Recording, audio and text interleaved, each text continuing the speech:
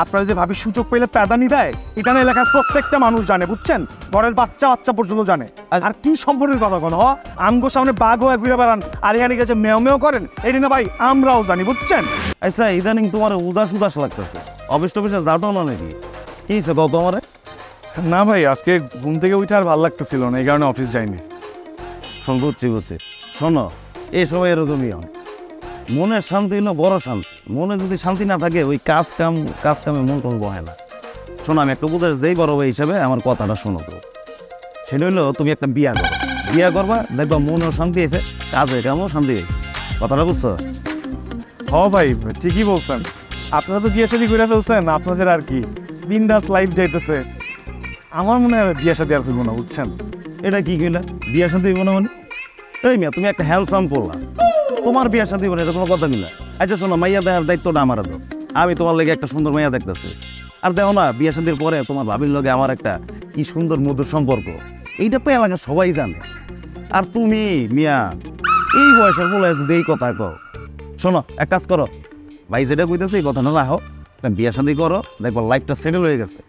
একদম ঠিক কথা বলছেন ভাই। আপনার যে ভাবির সাথে মাখামাখি সম্পর্ক এলাকার প্রত্যেকে জানে ভাই। এই যে দেখালেন না এমনি বেরাম একটা মাখামাখি সম্পর্ক আছে, খুব ভালো সম্পর্ক। না ঠিক আছে, ওটা সম্পর্ক তো ভালোই। আচ্ছা রাজু, আমার তো মনে হয় তুমি তোমার প্রতি খেয়াল রাখো না। আমগো এই মহল্লার ভিতরে একমাত্র তুমি হ্যান্ডসাম পোলা ছিলা, স্মার্ট একটা পোলা ছিলা। আর তুমি কিনা বুড়া কোকাতারে যাইতেছো না। তোমার গ্লেমার সেই আগের গ্লেমার নাই গা রাজু। তুমি নিজের প্রতি খেয়াল রাখো। ঘরে আয়না নিজের চেহারা কোনোদিন দেখছো? না থাকলে কম আমি একটা আয়না পাঠায় দিই। কি মিয়া এখনকার ইয়াং জেনারেশন পোলাবান তোমরা কি নিজের বুড়া বুড়া বানায় ফেলাইতেছো? এখন প্রেম করবা, বিয়া শাদী করবা, বিয়ার লেগে দৌড়াইবা। কি মিয়া তোমরা এখন কি করো না করো বুঝতেছি না। খালি ডিপ্রেশন লয়ে করো, এটা কোনো কথা হইলো? শোনো দেখো, আমি এই মহল্লার বড় ভাই, তোমার প্রতি আমার একটা দায়িত্ব আছে। তোমরা আমার যাই মনে করো না, আমার তো একটা দায়িত্ব আছে। আমি কই তুমি একটা বিয়ে করে নাও, তোমার লাইফটা সুন্দর হইব, সেটেল হয়ে যাবে। দেখ ভাই সরি ভাই, ভুল বেড়ে লাগছে ভাই, আপনি ফাজিল হবেন কেমনে, অন্য কিছু ভাই।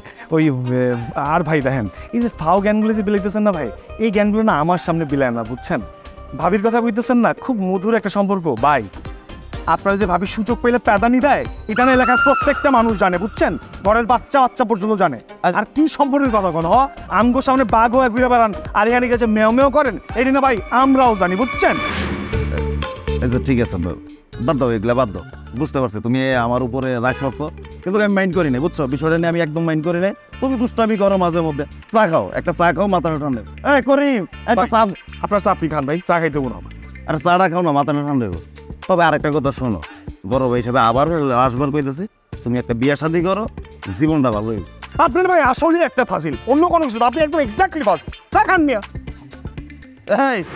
এই রাজু, এই আমার কথাটা রাইখো কিন্তু, একটা বিয়া কইরো। ওলা মনে তার মার ফিরে গেছে।